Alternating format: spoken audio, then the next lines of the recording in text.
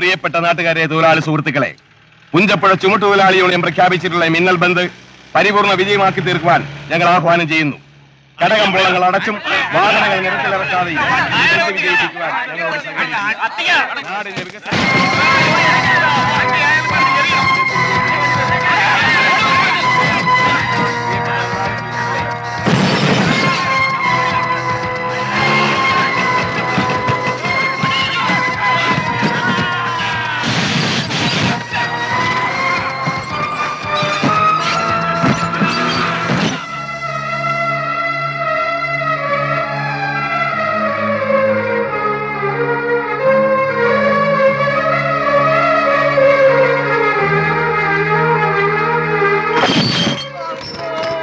ബന്ദ് പ്രഖ്യാപിച്ചവരെ നീ മാത്രം എന്താണ് അറിയാവുന്നത്?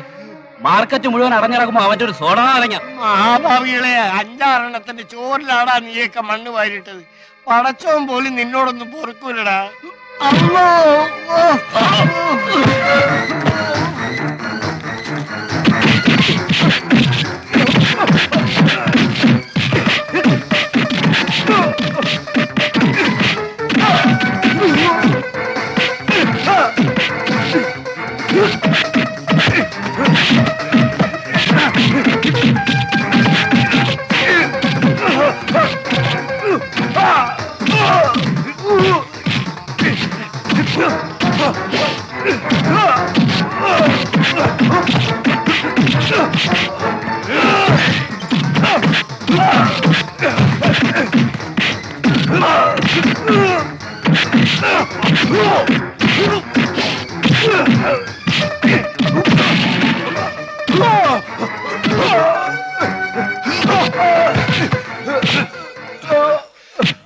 ഇരുട്ടുന്നതിന് മുമ്പ് ആ കട ഇവിടെ പഴയതുപോലെ തന്നെ കാണണം.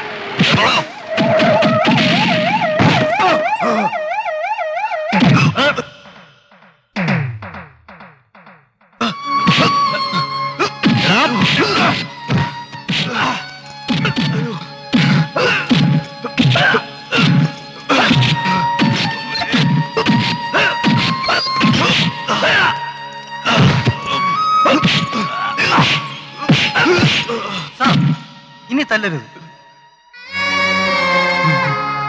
സാറിന് ഇടിച്ചേ തീരുന്നുണ്ടെങ്കിൽ വിളിച്ചിറക്കി DVSP ഓഫീസിൽ കൊണ്ടുപോയിക്കോളൂ സാർ. ഈ നിഷേധത്തിനൊരു മെമ്മോ ഉറപ്പാണെന്ന് എനിക്കറിയാം.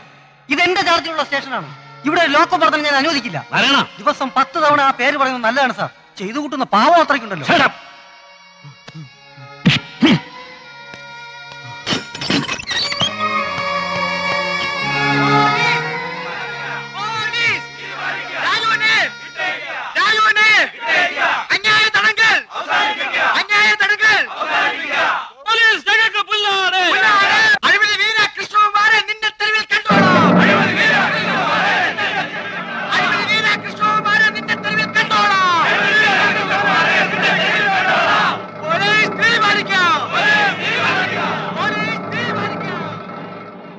സാർ, അവനെ ലോക്കപ്പ് ചെയ്തതും മറ്റവനെ വിട്ടയച്ചതും ഗുലുമാലായെന്നാ തോന്നുന്നത്.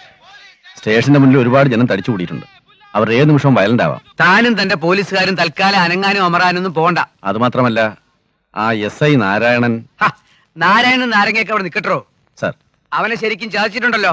സാർ, അത് മതി സാർ. എന്തൊക്കെയാ ജിമ്മി കേൾക്കുന്നത്? ആ DYSP കൃഷ്ണകുമാർ വീണ്ടും എന്തൊക്കെയോ കുഴപ്പങ്ങൾ ഒപ്പിച്ച് വെച്ചിട്ടുണ്ട്. ആ രാജേന്ദ്രനെ പിടിച്ച് ലോക്കപ്പ് ചെയ്തെന്നോ? എന്ത് തെമ്മാടത്തിലോ അയാളി കാണിക്കുന്നത്? അരമണിക്കൂറിനുള്ളിൽ രാജേന്ദ്രനെ റിലീസ് ചെയ്തിരിക്കണം. അതും നിങ്ങൾ നേരിട്ട് ചെന്ന്. അയാളുടെ ദേഹത്തൊരു പോറൽ പോലും ഏൽക്കാൻ പാടില്ല. സാർ. നാരായണൻ എന്ന് പറയുന്ന ഒരു SIയോ മറ്റോ ഉണ്ടോ അവിടെ? സാർ. ഡിപ്പാർട്ട്മെന്റിന് ഡിസിപ്ലിനാണ് വലുത്. You take necessary action. Okay?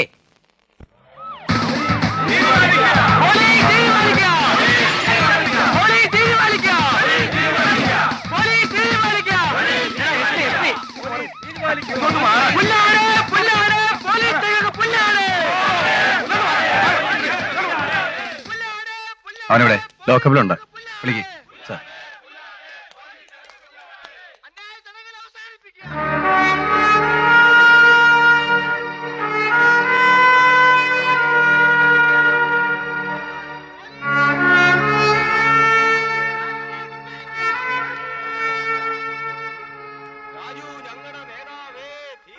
Home minister താല്പര്യമെടുത്ത് പറഞ്ഞുകൊണ്ട് മാത്രം നീ ഇപ്പൊ പുറത്തു പോകുന്നു.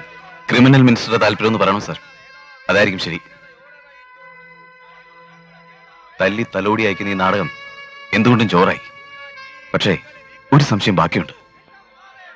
എന്തായിരുന്നു സാർ എന്റെ പേരിലുള്ള ചാർജ് ഷീറ്റ്? എന്നെ അകത്താക്കിയ ഡിവൈഎസ്പിക്കും ഇപ്പൊ എന്നെ പുറത്തിറക്കിയ എസ് പിക്കും ഒരുപോലെ ഉത്തരം മുട്ടുമെന്ന് എനിക്കറിയാം. അതുകൊണ്ടാണല്ലോ ഉദ്ദേശം നിറവേറ്റി കഴിഞ്ഞപ്പോ തിരിച്ചയക്കുന്നത്. എന്നാൽ പോകാൻ വിസമ്മതിച്ച് ഞാനും പിരിയാൻ വിസമ്മതിച്ച് പുറത്തെ ജനക്കൂട്ടം ഇങ്ങനെ നിന്നാൽ പിന്നെ എന്തൊക്കെ സംഭവിക്കുമെന്ന് നിയമം പഠിച്ച് നമുക്ക് രണ്ടുപേർക്കും അറിയാം. പ്രസ്താവിക്കാനുള്ളതൊക്കെ ഒരു കടലാസ് എഴുതി തന്ന ഉപകാരം. ഒരു റിട്ടേൺ കംപ്ലൈന്റ് തരാം.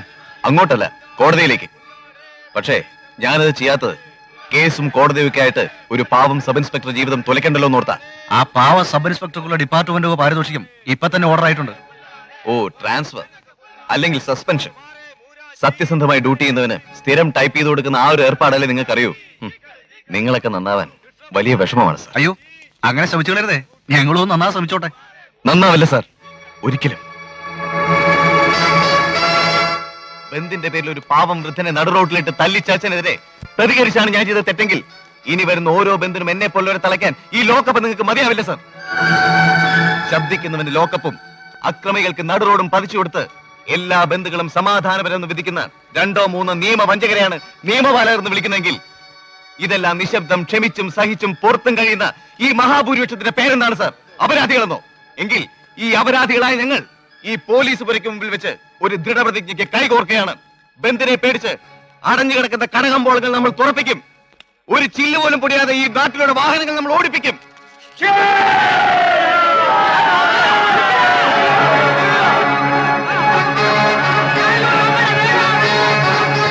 ശരിയാണ്. രാഷ്ട്രീയ ചരിത്രത്തിൽ ബന്ദ് ബഹിഷ്കരിച്ച ഒരേ ഒരു സ്ഥലം പുഞ്ചപ്പുഴ മാത്രമായിരിക്കും. സത്യം പറയാലോ, എനിക്കതങ്ങ് ഇഷ്ടപ്പെട്ടു. സാമൂഹ്യ തിന്മകളോട് ഇത്രയധികം അമർഷമുള്ള രാജു എങ്ങനെ ഒരു കുറ്റവാളിയായി എന്നാണ് എനിക്ക് മനസ്സിലാകാത്തത്. രാജുവിനെ കുറിച്ച് വാപ്പ ജിമ്മിയോടൊന്നും സംസാരിക്കാറില്ലേ? രാജുവിന്റെ പേര് കേൾക്കുന്നതിന് വാപ്പയ്ക്ക് അലർജിയാ. ആ, സാഹിബിനോട് ചോദിച്ചപ്പോഴൊക്കെ എനിക്കുണ്ടായ അനുഭവം ഇതൊക്കെ തന്നെ. സത്യത്തിൽ ഞാൻ ഉള്ളുകൊണ്ട് അഭിമാനിക്കുകയും ബഹുമാനിക്കുകയും ചെയ്യുന്ന അപൂർവം പോലീസ് ഉദ്യോഗസ്ഥന്മാരിൽ ഒരാളാണ് അദ്ദേഹം. എന്തോ രാഷ്ട്രീയക്കാരുടെ മൊത്തത്തിൽ ഒരവേഷൻ വാപ്പയ്ക്ക് പണ്ട് മുതലേ ഉള്ളതാ. വാപ്പ മാത്രമല്ല, ജിമ്മിയും രാജുവിനെ തെറ്റിദ്ധരിച്ചിരിക്കുന്നുവെന്നാണ് എനിക്ക് തോന്നുന്നത്. ബന്ധങ്ങളുടെ വില നന്നായി അനുഭവിച്ചവനെന്ന നിലയിൽ പറയുക, ഒന്നും നഷ്ടപ്പെടുത്തരുത്. അച്ഛൻ, അമ്മ, സഹോദരങ്ങൾ, നമ്മുടെയൊക്കെ ലൈഫിൽ ഈ സത്യം മാത്രമാണ് മിച്ചം. ഞങ്ങളായിട്ടൊന്നും നഷ്ടപ്പെടുത്തിയല്ലോ സാർ. അവനൊരു കൊലപാതകയാണെങ്കിൽ പോലും വാപ്പ ക്ഷമിച്ചേനെ. പക്ഷേ രാജ്യത്ത് വിട്ടുകൊടുക്കുന്ന ഒരു ടെററിസ്റ്റ്, അങ്ങനെ ഒരാളെ പുത്രന്റെ സ്ഥാനത്ത് കാണാൻ ആ മനുഷ്യന് കഴിഞ്ഞില്ല. ഇനി കഴിയുമില്ല. കഴിയണം. അതിനുള്ള മാർഗരേഖയാണിത്. നിങ്ങളുടെ കുടുംബവുമായി അത്രയ്ക്ക് ബന്ധമുള്ള ആരോ ഒരാൾ രാജുവിനെ വെച്ച് കളിച്ചിരിക്കാം. അതിലവൻ ബലിയാടായതാവാം. ഇതെല്ലാം എൻ്റെ ഒരു ഊഹം മാത്രമാണ്. എയർപോർട്ടിൽ നിന്നാണ് RDS പുറത്ത് കടത്തിയതെന്ന് പഴയ ഇന്റലിജൻസ് റിപ്പോർട്ട് പരിശോധിച്ചാൽ ബോധ്യമാവും. അതെങ്ങനെ രാജുവിന്റെ കാറിൽ എത്തിയെന്നത് ഇന്നും ഒരു കടങ്കഥയാണ്. ജിമ്മി ഈ ഫയൽ ഒന്ന് പഠിക്കൂ. കേസ് റീഓപ്പൺ ചെയ്യാനുള്ള പോസിബിലിറ്റി ഉണ്ടെങ്കിൽ അങ്ങനെയും ആവാം. സാർ,